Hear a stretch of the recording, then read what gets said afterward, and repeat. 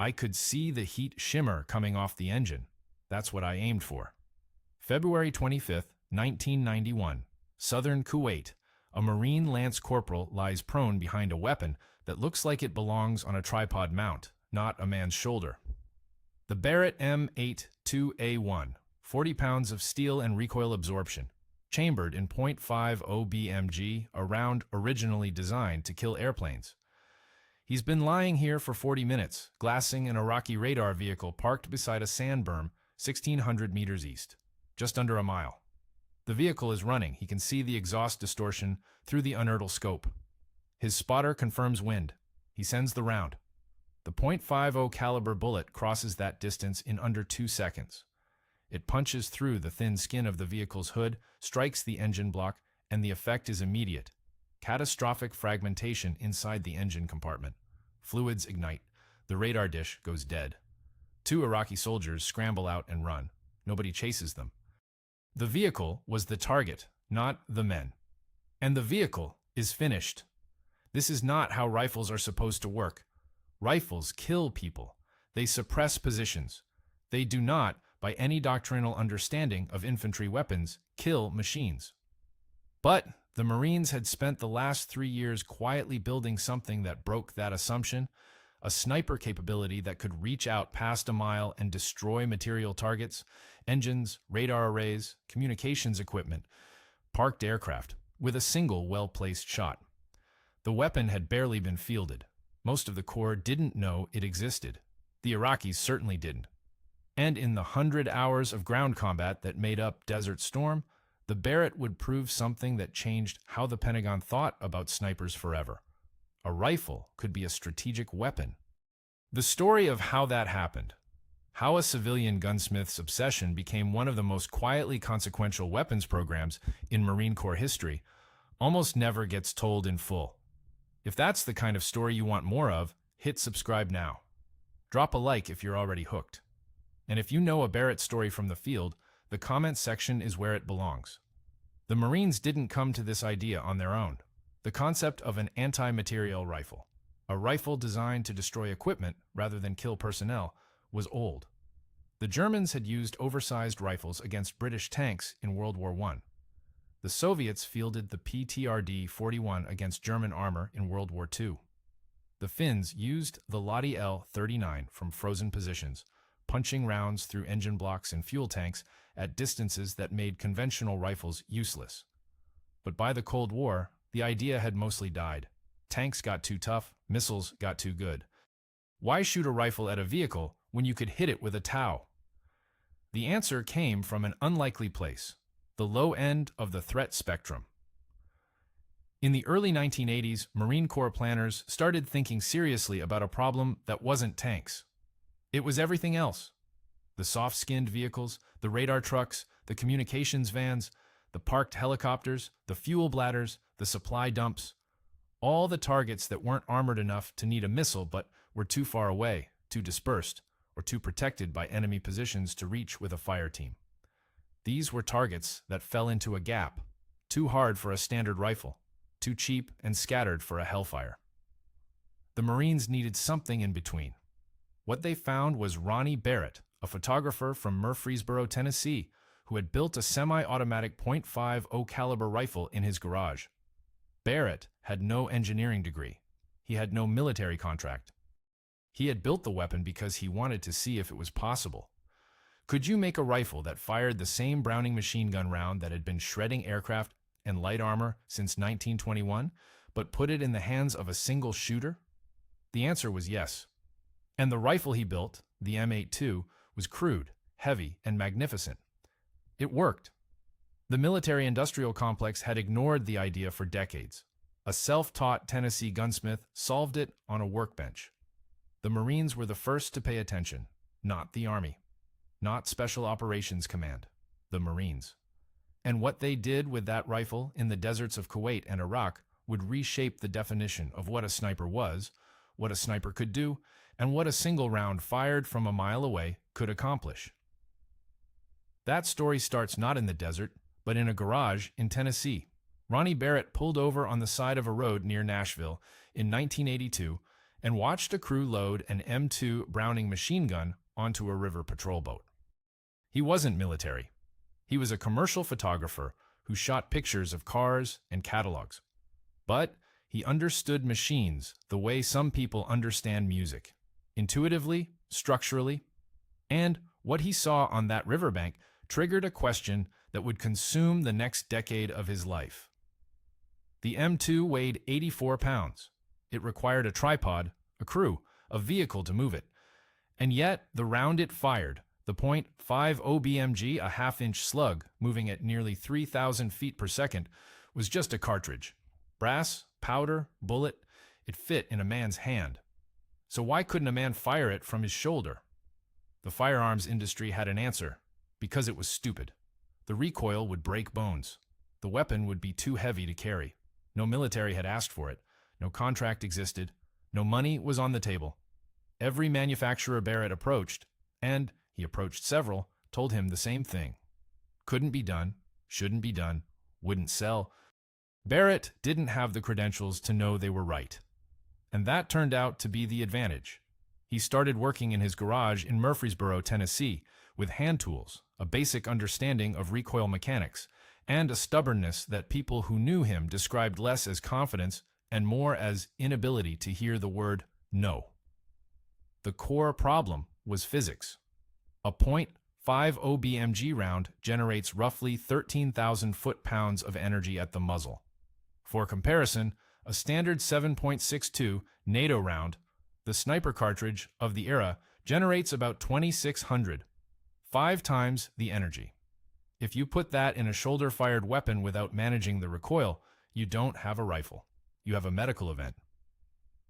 Barrett's solution was elegant in the way that self-taught engineering often is, not optimized, not minimal, but functional in a way that revealed deep mechanical intuition. He designed a short recoil, semi-automatic action. When the round fires, the barrel and bolt recoil together inside the receiver, locked for about an inch. Then the bolt unlocks, the barrel stops, and the bolt continues rearward, ejecting the spent case and compressing the return spring. The energy of that recoil, the thing everyone said would shatter a shooter's shoulder, gets stretched across time and distributed through the mass of the weapon itself. Instead of one sharp kick, the shooter feels a long, heavy push, unpleasant, manageable, not injurious. He built the first prototype by hand, machined the receiver, fabricated the bolt, used a section of off-the-shelf barrel blank. The thing weighed close to 35 pounds and looked like something built in a shed, because it was. But when he took it to a range and fired it, it worked. The recoil didn't break anything. The round went where the barrel pointed.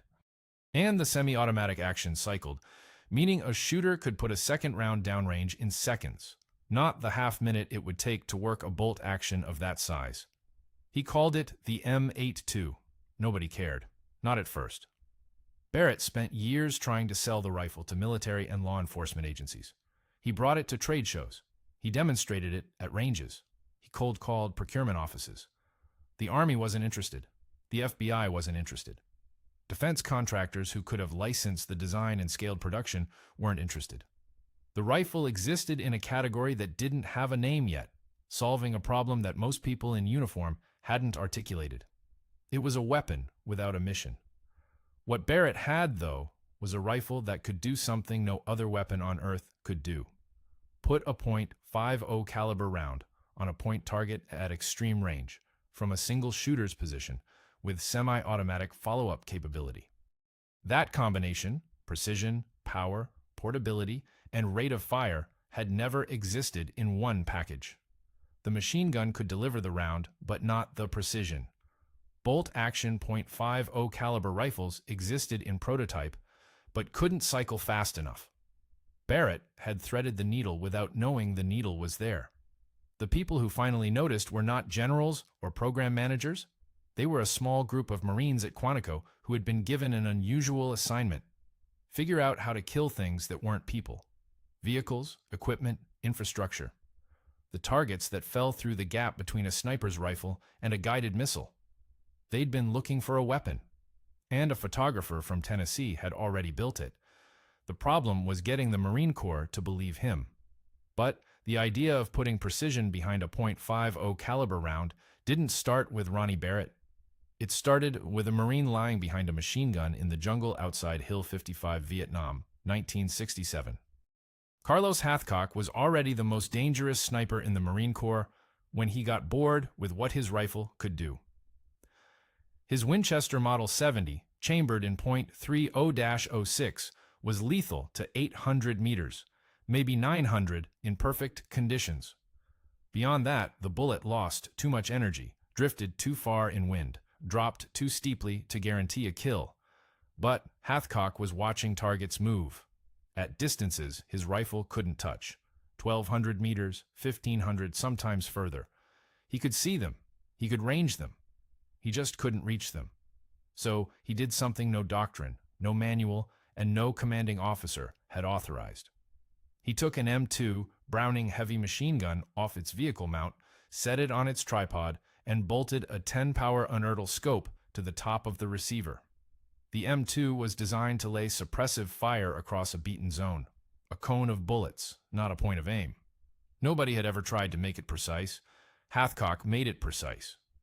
He zeroed the scope, worked out the ballistics of the .50 BMG round at extreme distances, and started shooting. The results were unnerving. At ranges beyond a mile, Hathcock could put rounds into a target area the size of a man's torso. He recorded a confirmed kill at 2,300 meters, over 1.4 miles, a record that would stand for 36 years. The .50 caliber round arrived with so much energy at that distance that it was still capable of penetrating light cover, punching through material that would stop a standard rifle bullet cold. The round didn't just extend range, it extended lethality. A sniper behind a .50 wasn't just shooting further, he was shooting through things. But the M2 weighed 84 pounds. The tripod added another 44. You couldn't patrol with it. You couldn't infill with it. You couldn't reposition quickly when counter-snipers started hunting you. And in Vietnam, they always started hunting you. Hathcock had proven the concept. A single aimed .50 caliber round, placed with precision at extreme range, could do things no other infantry weapon could do. But the platform was wrong. The M2 was a crew-served weapon bolted to a fixed position. It belonged to a vehicle, not a man. What Hathcock needed was a rifle that fired the same round. Something a two-man sniper team could carry, set up in minutes, fire, and move. That rifle didn't exist. Not in 1967, not in 1977, not until a photographer in Tennessee saw the same round Hathcock had been aiming through a scope and asked the same question from the other direction. Not, can this round be aimed? Hathcock had answered that. But can this round be carried? Two men, 20 years apart, had each solved half the problem. Neither knew the other's work would complete his own. The Marine Corps almost killed the Barrett 3 times before it ever reached the desert. The first time was 1983. Barrett had scraped together enough money to manufacture a small batch of M82 rifles and brought one to Quantico for evaluation. The reception was polite and terminal. Senior officers looked at a 40-pound rifle built by a man with no defense contracts, no engineering pedigree, and no government spec documentation, and they saw a liability. The accuracy was acceptable, but not exceptional. The weight was brutal. The recoil, even managed by Barrett's short recoil system, was enough to make experienced shooters flinch. The evaluation committee wrote its report and filed it. Barrett drove back to Tennessee with his rifle in the truck bed. The second time was 1986. Barrett had refined the design, better barrel harmonics, an improved muzzle brake that cut felt recoil by nearly a third, a redesigned bipod. He called it the M82A1. He got a second look at Quantico, this time from the Weapons Training Battalion, the unit responsible for sniper doctrine. The shooters liked it. The ballistics were devastating. But procurement officers wanted to know who else was buying it. Nobody was buying it. The program stalled in committee, caught between a capability that worked and a bureaucracy that couldn't categorize it. It wasn't a sniper rifle. Sniper rifles killed people. It wasn't a machine gun. It was semi-automatic and precision-aimed. It wasn't an anti-tank weapon. It couldn't kill a tank. The Barrett didn't fit in any existing line item. And in military procurement, a weapon without a line item is a weapon without funding. The third time was the closest. By 1987, a small cadre of Marine officers at Systems Command had been tracking Barrett's rifle for years. They understood what it could do because they'd been studying the problem from the other end. Not what can this rifle do, but what do we need a rifle to do? The answer had been sitting in after-action reports since Vietnam. Hathcock's improvised .50 caliber shots had proven that precision heavy caliber fire could neutralize targets no standard rifle could touch. But the lesson had been filed as an anecdote, not a doctrine. These officers, captains, and majors, mostly, the mid-grade planners who do the actual thinking in any military organization, pulled the anecdote back out and built a requirements document around it. They defined a new category, Special Application Scoped Rifle, SASR. The name was deliberately meaningless to anyone outside the program. It attracted no attention, no political opposition, no competing bids from defense contractors who would have spent 3 years and $10 million building something Barrett had already built in his garage. The requirements read like a description of the M82A1 because they were written by men who had fired the M82A1. Man-portable, shoulder-fired, semi-automatic, chambered in .50 BMG.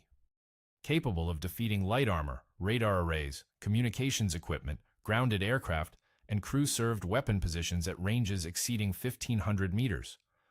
The document didn't say Barrett. It didn't need to.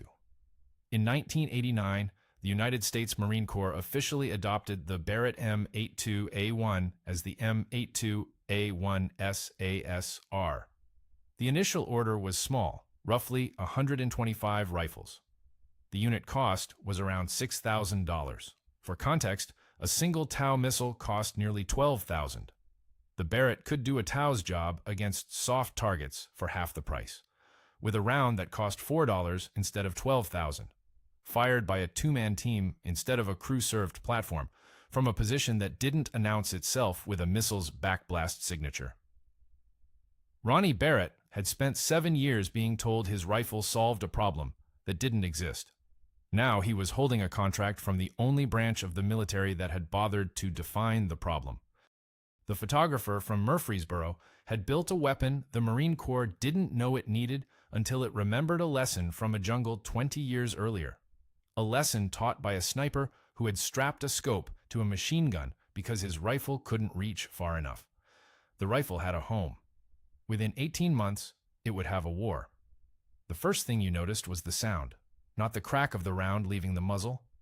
That was behind you, manageable, familiar, in the way all rifle fire becomes familiar after enough range time. It was the sound at the other end, a distant, flat thump arriving a full 2 seconds after the trigger broke, like someone dropping a cinder block onto a car hood from 4 stories up. Then the target, a Iraqi radar antenna on a sand berm 1,700 meters south of the Kuwaiti border, folded in on itself and stopped rotating. That was January 1991. The ground war hadn't started yet. Marine scout sniper teams were running screening operations along the Saudi-Kuwaiti border, and the Barretts were out for the first time in combat. The rifles had been in the Corps for barely 18 months. Most of the shooters had fewer than 100 rounds through them. The manual was thin. The doctrine was thinner. What they had was a rifle, a 10-round magazine, and a target set that no previous sniper weapon could touch. They touched everything.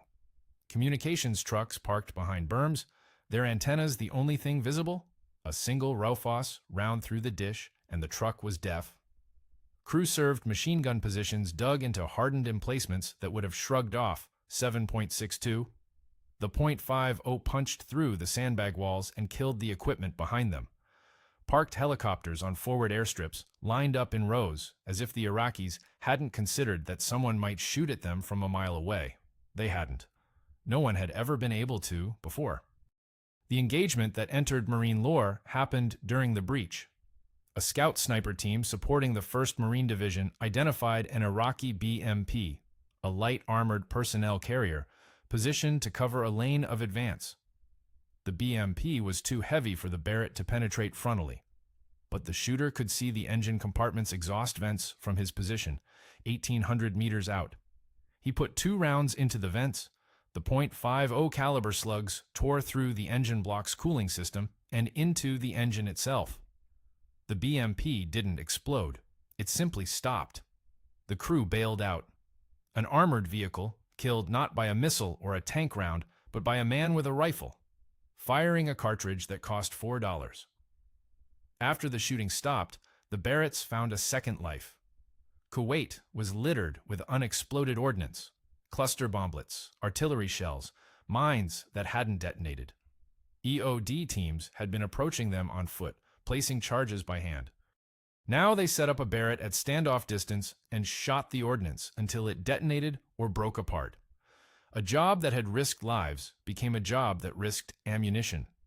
The rifle Barrett had built in his garage, the one nobody wanted, the one that solved a problem nobody had defined, had done exactly what Carlos Hathcock's improvised scope mount had suggested was possible 24 years earlier. It had made the .50 caliber round accurate at distance and put it in the hands of a single shooter. And in doing so, it had redrawn the geometry of the battlefield. The safe distance behind a berm, behind a wall, behind light armor was no longer safe. A mile wasn't far enough. Nothing unarmored was beyond reach of a 2-man team carrying a rifle that a photographer had imagined on the side of a Tennessee road. So, what do you call a weapon that wasn't supposed to exist? The Army called it the M107, the Navy called it useful, and Special Operations Command called it essential. By 1995, every branch of the United States military had adopted some variant of Barrett's rifle, and the procurement officers who'd spent a decade asking who else is buying it finally had their answer. Everyone. Over 50 countries eventually purchased the M82A1 or its descendants. The Brits bought them, the Australians, the Israelis, who used them along the Lebanese border for exactly the kind of long-range precision work that Hathcock had pioneered with a bolted-on scope and a prayer. Barrett Firearms Manufacturing moved out of the garage. Ronnie Barrett built a real factory in Murfreesboro, hired engineers who actually had degrees, and kept doing what he'd always done, iterating. The M82A1 became the M82A3, lighter by a few pounds, with a rear grip and monopod that made sustained shooting less punishing. Then came the M107A1, trimmed down further, fitted with a suppressor-ready muzzle brake and a titanium barrel key. A little more refined every time, but still firing the same round that John Moses Browning had designed in 1910 for a water-cooled machine gun. The category Barrett created, anti-materiel rifle, didn't exist before he built the M82. Now it's a permanent line item in NATO force structure documents. Every major military on Earth fields one. Russia answered with the OSV-96. South Africa built the NTW-20. The Iranians built the Sayad, which looks suspiciously like a Barrett because it almost certainly is one, reverse-engineered from rifles sold to a pre-revolution Iran. Barrett's design is so fundamental to the category that copying it became the entry price for joining the club. But the troops who carried the rifle didn't call it the M82A1 or the M107 or the SASR. They called it the Light 50. Look at that name for a second. The rifle weighs 29 pounds unloaded. With a full magazine and optic, you're north of 35. Add ammunition for a combat load, and you're asking a Marine to hump 50-plus pounds of rifle and rounds on top of his standard gear. Nothing about it is light.